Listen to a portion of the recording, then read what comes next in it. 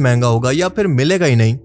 हकीकत यह है कि स्ट्रेट ऑफ हॉर्मुज़ दरअसल आलमी खुराक के निज़ाम की एक अहम शरेआन है, जिसकी वजह से गंदम, मकई, चावल, सोयाबीन यानी ट्रैक्टर, फैक्ट्री, ट्रांसपोर्ट सब कुछ तेल पर चलता है। जबकि अगर तेल महंगा होता है तो फसल उगाने की कॉस्ट बढ़ती है। और आप जानते हैं कि फर्टिलाइजर को बनाने के लिए गैस की जरूरत होती है। और अभी हाल ही में कतर की LNG पर हमला होने से LNG सप्लाई पूरी दुनिया के अंदर 20% तक कम होने से मसला और ज्यादा बढ़ गया है, जिसे रिकवर करने के लिए कम से कम 1 साल का टाइम चाहिए। अस्सलामुअलैकुम दोस्तों, उम्मीद है तो तमाम सब ठीक होंदो। सिंधी रिएक्शन वीडियोज़ में आऊं के भली कार चवां थो। अचो त अॼु जे वीडियो जे तरफ़ हलूं। क्या सऊदी अरबिया के मशरिक में मौजूद ईरान पर इसराइल और अमेरिका का हमला और यहाँ पर उठने वाली मिसाइलों की धूल और आग दरअसल रसूल पाक सल्लल्लाहु अलैहि वसल्लम की क़यामत के मुतालिक बयान की गई 1400 साल पहले की एक इंतहाई अहम निशानी की तरफ इशारा कर रही है?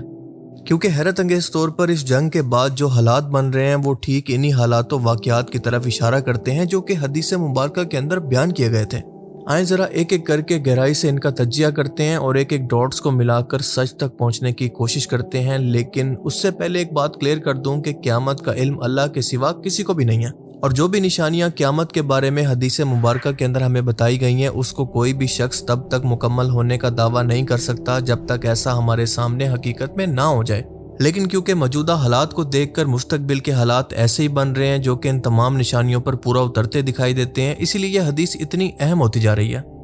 हजरत खालिद बिन मुदान रहमतुल्लाह अलैह जो कि एक मशहूर ताबी हैं, ताबी का मतलब कि ऐसा शख्स जिन्होंने सहाबी रसूल को ईमान की हालत के अंदर देखा लेकिन नबी करीम सल्लल्लाहु अलैहि वसल्लम को ना देखा ना कभी उनकी ज़ियारत की।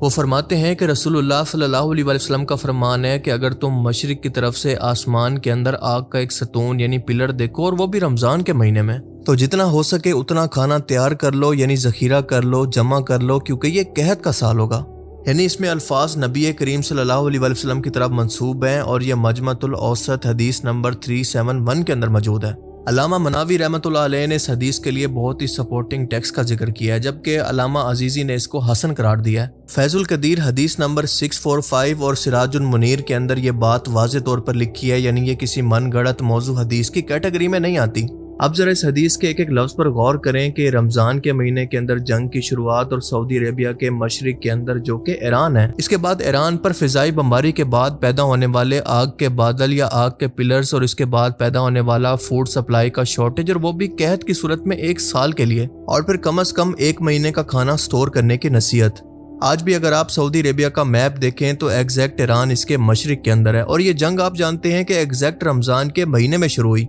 और इसी जंग के अंदर हमने देखा कि जिस तरह से ईरान पर टारगेटेड हमले किए गए, तो जगह जगह पर हमलों के बाद फिजाई अटैक के बाद हमने इसी तरह के आग के बादल देखे।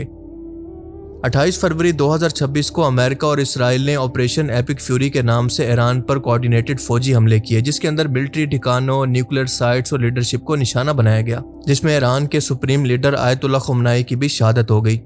और इसके बाद ईरान ने जवाबी तौर पर IRGC के जरिए स्ट्रेट ऑफ हॉर्मुज़ से गुजरने वाले तमाम बहरी जहाज़ों पर गुजरने पर पाबंदी लगा दी, और 5 मार्च को IRGC ने ऐलान किया कि स्ट्रेट ऑफ हॉर्मुज़ सिर्फ अमेरिका, इसराइल और इनके मगरबी इत्तेहादियों के जहाज़ों के लिए बंद रहेगा, जबकि बाकी सबको एक एक करके गुजरने की इजाज़त दी जा रही है, लेकिन कुछ शर्तों के साथ। मिसाल के तौर पर अगर चाइनीज़ करेंसी युआन के अंदर या फिर ईरानियन रियाल के अंदर ये तेल खरीदा जाए तो ये तब भी स्ट्रेट ऑफ हॉर्मुज़ से गुजर सकता है। इसके अलावा हमारे सपोर्टर्स और इत्तेहादी भी जो कि जंग के अंदर हमारे साथ रहे, इनके जहाज भी यहाँ से गुजर सकते हैं, बस अमेरिका और इसराइल का कोई इत्तेहादी यहाँ से नहीं गुजर सकता। और इसी वजह से हमने देखा कि स्ट्रेट ऑफ हॉर्मुज़ की शिपिंग के अंदर 70% से ज्यादा कमी आ चुकी है, और ऑयल की प्राइसेस $100 पर बैरल को क्रॉस कर चुकी हैं, जिसकी वजह से दुनिया में शदीद इन्फ्लेशन और ग्लोबल रिसेशन का खतरा हर दिन बढ़ता जा रहा है।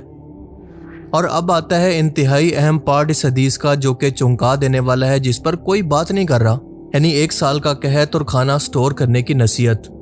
आपको बताता चलूं कि स्ट्रेट ऑफ हॉर्मुज़ सिर्फ ऑयल के गुजरने का रास्ता नहीं है, बल्कि दुनिया की तकरीबन आधी फर्टिलाइजर यूरिया भी यहीं से होकर गुजरती है, जो कि फसलों के लिए बहुत ज़रूरी है। और आप जानते हैं कि इस वक्त तो काश्त का मौसम चल रहा है और किसानों के पास ज़रूरत के मुताबिक ना बीज पहुँच रहा है, ना फर्टिलाइजर और ना पेस्टिसाइड फार्मूलाज। और अगर ये सब चीज़ें एक लंबे टाइम के लिए नहीं होंगी तो किसान अपनी फसलें कैसे काश्त करेंगे, और फसलें काश्त नहीं होंगी तो खाना कहाँ से आएगा। सब्जी, फ्रूट, दालें सब कुछ महंगा होगा या फिर मिलेगा ही नहीं। حقیقت یہ ہے کہ اسٹریٹ آف ہرمز دراصل عالمی خوراک کے نظام کی ایک اہم شریان ہے، جس کی وجہ سے گندم، مکئی، چاول، سویابین، چینی اور جانوروں کی خوراک یہ سب کچھ اسی راستے سے مڈل ایسٹ کے ملکوں کو یا تو جاتا ہے یا پھر وہاں سے باقی ملکوں کو سپلائی ہوتا ہے، اور دنیا بھر کے کسان اسی راستے سے آنے والے کھاد اور تیل پر ڈیپینڈ کرتے ہیں، یعنی ٹریکٹر، فیکٹری، ٹرانسپورٹ سب کچھ تیل پر چلتا ہے، جبکہ اگر تیل مہنگا ہوتا ہے تو فصل اگانے کی کاسٹ بڑھتی ہے، یعنی کھانے کی قیمت بھی بڑھ جاتی ہے۔ گلف ملکوں کے اندر یوریا کی قیمت ایک ہفتے کے اندر 90% تک بڑھ گئی ہے، جبکہ پاکستان، انڈیا اور بنگلہ دیش کے اپنے فرٹیلائزر پلانٹس گیس نہ ملنے کی وجہ سے بند ہو گئے ہیں، جو کہ اسٹریٹ آف ہرمز کے راستے مڈل ایسٹ کے ملکوں سے ہی آتا ہے، اور آپ جانتے ہیں کہ فرٹیلائز کو بنانے کے لیے گیس کی ضرورت ہوتی ہے، اور ابھی حال ہی میں قطر کی LNG پر حملہ ہونے سے LNG سپلائی پوری دنیا کے اندر 20% تک کم ہونے سے مسئلہ اور زیادہ بڑھ گیا ہے، جسے ریکور کرنے کے لیے کم از کم 1 سال کا ٹائم چاہیے۔ عرب ملکوں کے پاس کیونکہ سستی گیس ہے، اسی وجہ سے وہ اپنے ملک کے اندر یوریا کھاد بنا کر باقی دنیا کو ایکسپورٹ کرتے تھے، جو کہ بند ہو چکی ہے۔ اس کا صاف مطلب ہے کہ کھاد مہنگی ہونے کی وجہ سے فصل کم ہوگی اور اگلے سال خوراک اور زیادہ کم ہوگی۔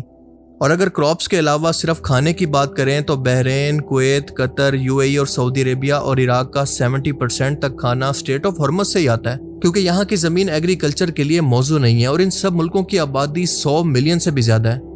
اگر یہ بلاکیج ایسے ہی جاری رہا تو روزانہ 191 ملین پاؤنڈز کھانے کی ضرورت ہوگی، جو کہ UN ورلڈ فوڈ پروگرام کی کیپیسٹی سے 12 گنا زیادہ ہے،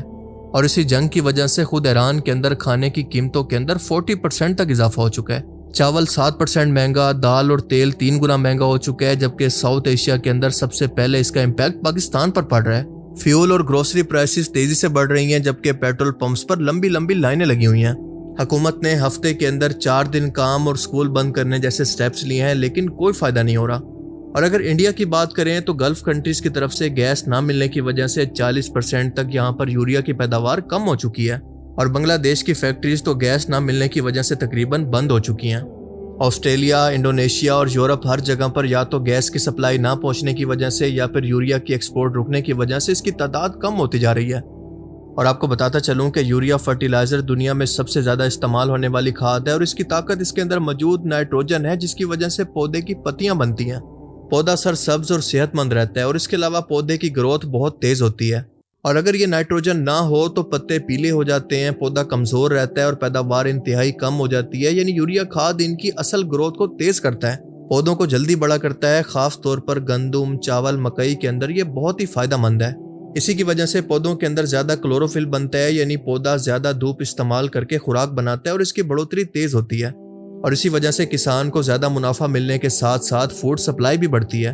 پر اب اس کا بالکل الٹ ہونے جا رہا ہے۔ صرف 2 ہفتوں کے اندر عالمی مارکیٹ کے اندر یوریا کی قیمت $465 سے بڑھ کر $585 پر میٹرک ٹن تک پہنچ چکی ہے، یعنی تقریباً 26% کا اضافہ۔ جبکہ امریکہ کی بات کریں تو صرف دسمبر 2025 سے لے کر مارچ 2026 تک اس کے اندر 77% تک اضافہ ہو چکا ہے، اور اس کا نتیجہ کہ دنیا بھر کے اندر مہنگائی ہو رہی ہے اور خوراک کی کمی آہستہ آہستہ سر اٹھا رہی ہے، اور زہریلے پیکٹ فوڈ کا استعمال آہستہ آہستہ بڑھتا جا رہا ہے، جس کو کنٹرول کرنا بہت آسان ہے۔ خاص طور پر ساؤتھ ایشیا کا مسئلہ بہت ہی سنگین ہوتا جا رہا ہے، جو کہ زیادہ تر ایگریکلچر پر ہی ڈیپینڈ کرتے ہیں۔ ماہرین کے مطابق صرف 1 مہینے کے اندر یہ فوڈ سپلائی چین ٹوٹنے سے پورے 1 سال کا قحط پیدا ہو جائے گا۔ جی ہاں، ایگزیکٹ 1 سال کا، بالکل وہی ایگزیکٹ ٹائم جو کہ حدیث مبارکہ کے اندر بیان کیا گیا ہے۔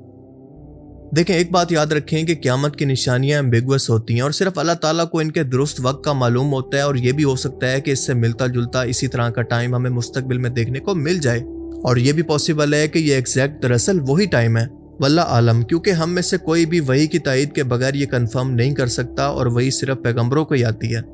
پر آج کے ٹائم کے اندر اس حدیث کو بیان کرنے کا مقصد یہ ہے کہ ان احادیث سے سبق لینا چاہیے کہ ہمیں اندازہ ہو جائے کہ ہم کس زمانے کے اندر جی رہے ہیں، اور ہم اسی زمانے کو دیکھ کر آخری وقت کی تیاری کریں۔ اور سب سے بڑی عقل مندی یہ ہے کہ جو احتیاطیں اس حدیث کے اندر بیان کی گئی ہیں اس کے مطابق اگر حیثیت ہو تو گندم، چاول، دال، تیل کا 3 سے 6 ماہ کا ذخیرہ کر لیں، کیونکہ آنے والے کچھ مہینوں کے اندر مہنگائی مزید بڑھ سکتی ہے، تقریباً 1 سال تک، اور اسی کے ساتھ ساتھ گیس اور بجلی کے مسئلے بھی بڑھ سکتے ہیں، یعنی اس کے مطابق آپ کو اپنی فائنینشیل پلاننگ کو سٹرونگ کرنا ہے، اور تبھی جا کر آپ اس بحران سے بچ سکتے ہیں۔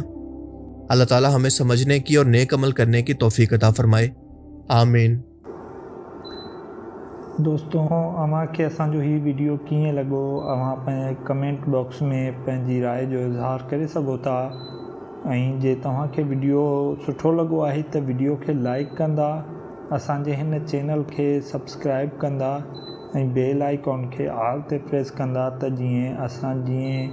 नओं को वीडियो अपलोड कयूं त तव्हां ताईं नोटिफिकेशन पहुची वञे। महिरबानी। Thanks for watching.